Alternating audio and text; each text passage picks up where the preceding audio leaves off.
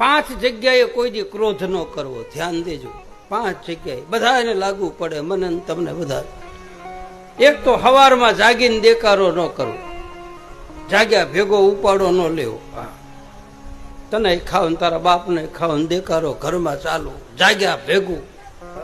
હજી તો મોઢા વિશેળા ન હોય ત્યાં દેકારો ચાલુ થઈ જાય. હવારમાં જાગીને કોઈ દે ક્રોધ ન કરો.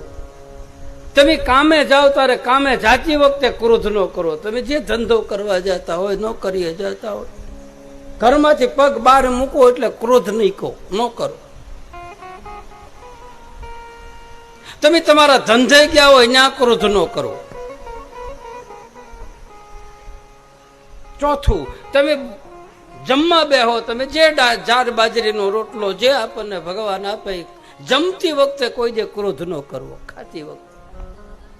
અને છેલ્લું, સૂતી વખતે ક્રોધ ન કરવો. બસ આ 5 જગ્યા જાળવી જાય તો એનું ઘર મંદિર બની જાય. એના ઘરમાં કોઈ દિવસ કંકાસ ઉભો ન. આપણે આ 5 જગ્યાએ દેકારો કરી. જાગ્યા ભેગો ઉપાડો, જાય તારે ઉપાડો, આવી તારે ઉધડા લેવાના, ખાવા બેસી તારે, અને રાતે હુજી તારે દેકારો.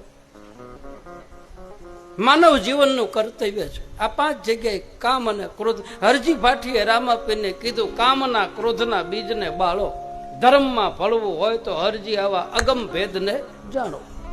હાવ હેલી ભાષા બતાવી. આપણે તો આવી તરત દેકારો જાગે. અમુક ના ઘરે મેં પેલા કીધું રાંધેલા રખડે. હા, દેકારો દેકારો દેકારો દેકારો.